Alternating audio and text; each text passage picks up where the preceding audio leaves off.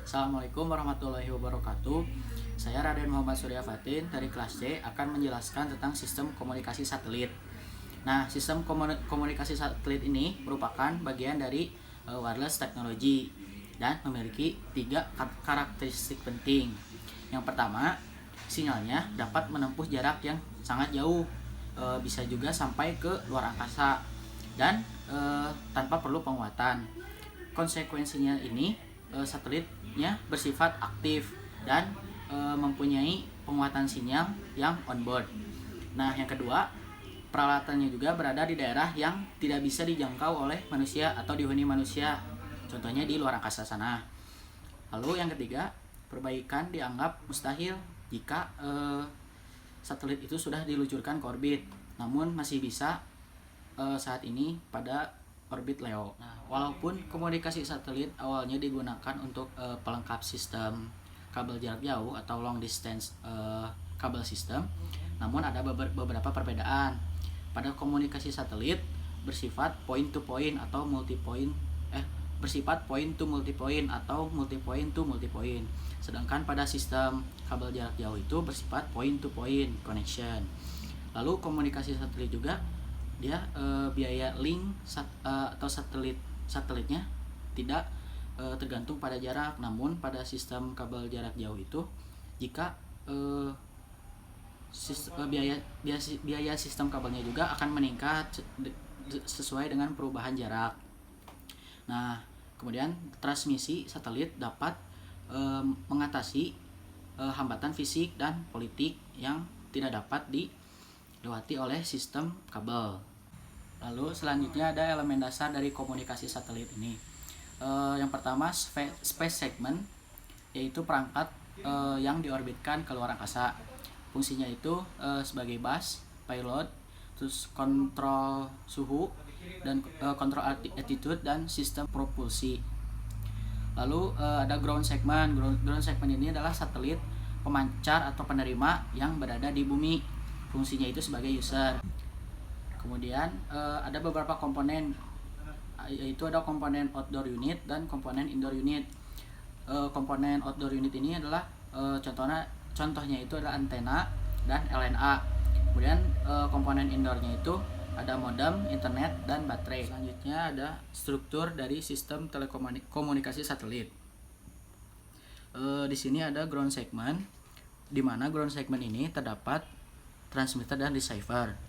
Kemudian ada space segment. Space segment ini merupakan terdiri dari control station dan satelit. Nah, pada space segment ini terbentuk dua link, ada uplink dan downlink. Uplink itu dari stasiun bumi yang diterima oleh satelit di space segment. Kemudian ada downlink. Downlink ini mengirim kembali ke stasiun penerima yang ada di bumi. Nah, satelit juga memiliki dua peranan. Yang pertama itu memperkuat sinyal carrier untuk retransmisi pada posisi downlink. Kemudian yang kedua, mengubah frekuensi untuk menghindari reinjection. Jadi carrier yang diterima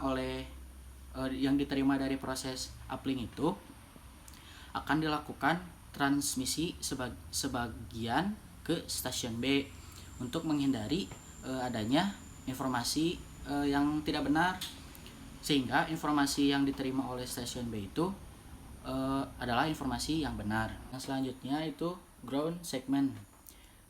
Ground segment ini terdiri dari seluruh stasiun bumi. Dari stasiun bumi dihubungkan langsung ke end user. Nah, stasiun terkecil ini per diameter 0,6 meter, yang sebagian berfungsi untuk menerima dan mengirim, sebagiannya lagi hanya bisa menerima saja. Lalu selanjutnya ada topologi sistem komunikasi satelit. Yang pertama ada point to point network. Point to point network ini komunikasi antar dua buah stasiun bumi melalui satelit yang mengorbit di luar angkasa. Nah, ini antar dua stasiun di bumi, dia ini saling interkoneksi melalui satelit yang mengorbit di luar angkasa. Ya, ini satelitnya. Nah, kemudian ada mesh network. Mesh network ini menggunakan tambahan stasiun bumi, yaitu hub station yang fungsinya untuk memonitoring kondisi komunikasi antara stasiun bumi A dan stasiun bumi B. Nah, ini mesh network ini terdapat hub tambahan atau stasiun bumi tambahan yang bernama hub station. Selanjutnya, yang terakhir ada star network.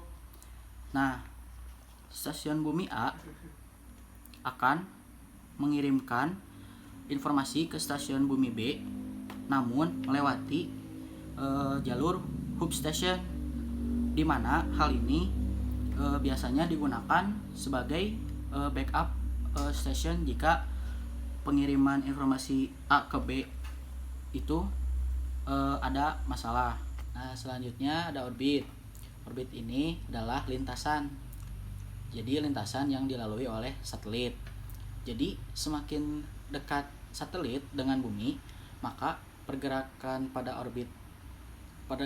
satelit pada orbit tersebut akan semakin lambat. Jika semakin jauh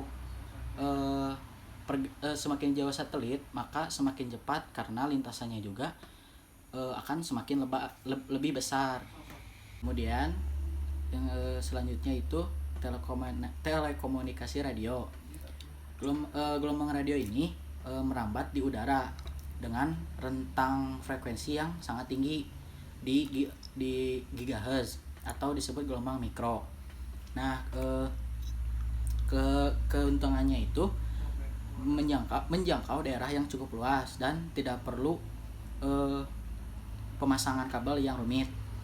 Adapun juga kerugiannya, misalnya pada kondisi cuaca, karena misalnya contoh hujan nih, dapat memengaruhi gelombang radio karena kualitas udara pada kondisi hujan itu berbeda.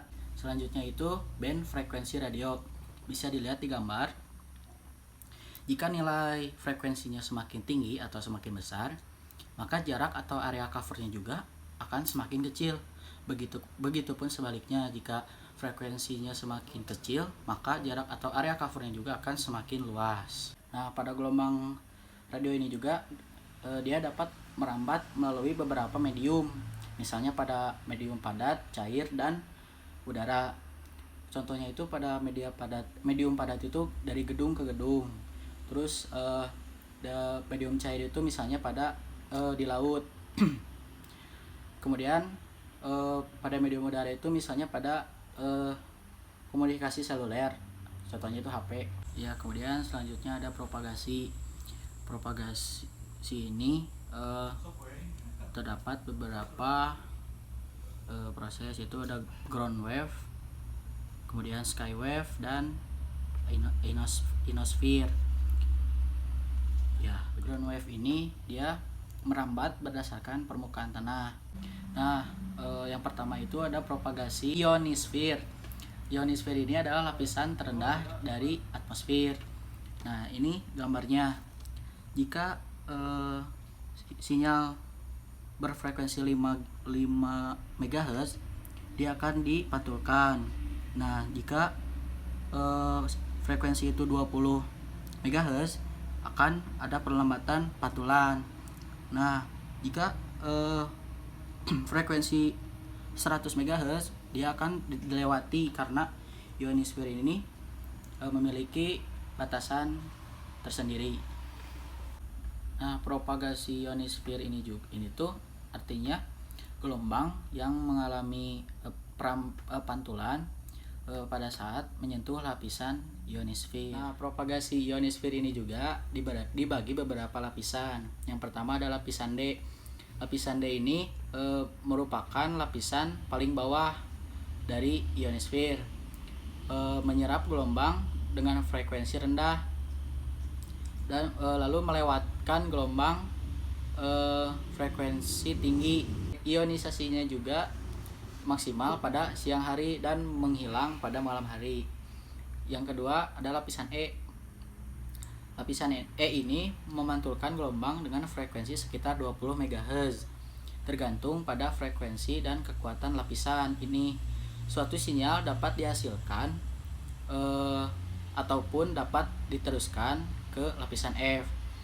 Pada malam hari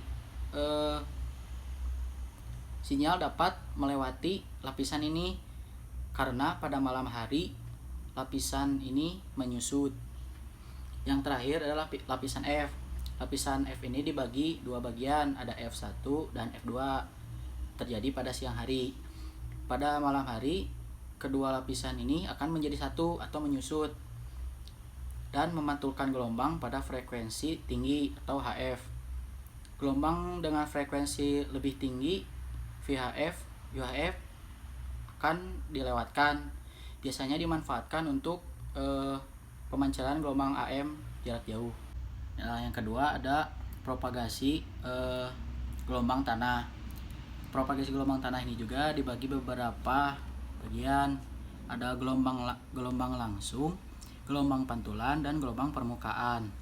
Nah, gelombang langsung ini contohnya dari antena langsung tanpa menyentuh permukaan bumi.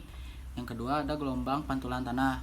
Gelombang pantulan tanah ini dia gelombang yang mengalami pantulan dengan permukaan bumi seperti pada gambar. Nah, yang selanjutnya itu gelombang permukaan. Gelombang ini merambat mengikuti tekstur dari permukaan bumi tanpa menyentuh permukaan bumi. Nah, pada propagasi tanah maupun ionosfer terdapat rugi-rugi yang menyebabkan tidak sempurnanya gelombang yang diterima oleh antena penerima. Rugi-rugi ini juga disebabkan oleh fading. Fading itu sifat yang menyebabkan pelemahan karena pantulan. Yang kedua bisa disebabkan oleh interferensi dengan gelombang lain. Lalu yang terakhir adalah hilangnya daya saat transmisi. Yang selanjutnya itu ada antena dalam komunikasi gelombang radio. Nah, untuk daerah frekuensi yang lebih dari 30 MHz, antena yang sering digunakan dalam komunikasi gelombang radio biasanya berupa antena VHF dan UHF. Antena VHF atau UHF ini dapat digolongkan menjadi dua jenis, yaitu ada antena omnidirectional dan antena directional. Antena omnidirectional ini biasanya digunakan pada stasiun mobile service, dan antena omnidirectional ini juga memiliki daya pancar ke segala arah dengan daya yang sama. Nah, antena omnidirectional ini juga ada dua jenis. Yang pertama yang polarisasinya itu horizontal dan polarisasinya vertikal. Nah, yang selanjutnya ada antena berarah atau antena directional. Biasanya digunakan untuk hubungan point to point atau penerimaan TV. Jenis-jenisnya itu antara lain ada antena corner reflector, antena Yagi, antena parabola, dan antena helical.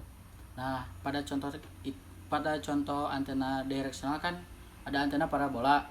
Biasanya antena parabola ini digunakan untuk daerah frekuensi UHF band dan gelombangnya berupa gelombang mikro. Prinsipnya adalah memusatkan tenaga radiasi dari radiator, dan penguatan antena parabola ini tergantung dari diameter dan frekuensinya. Nah, jadi pada antena parameter utama yang perlu diperhatikan adalah penguatan.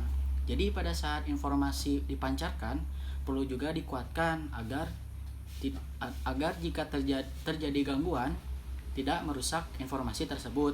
Jadi bisa sebagai shield juga untuk informasinya ini. Nah, penguatan di sini disebut dengan gain. Nah, gain itu memiliki rumus atau penguatan ini. Jadi G adalah 10 logaritma dikali 4V A dikali E per lambda kuadrat, yang artinya G ini adalah penguatannya itu tersendiri. Lalu A itu adalah luas antena apertur, dan E nya itu adalah efisiensi antena, biasanya di kisaran 55% sampai 65%, dan lambdanya itu adalah panjang gelombang. Sekian yang bisa dapat saya sampaikan. Wassalamualaikum warahmatullahi wabarakatuh.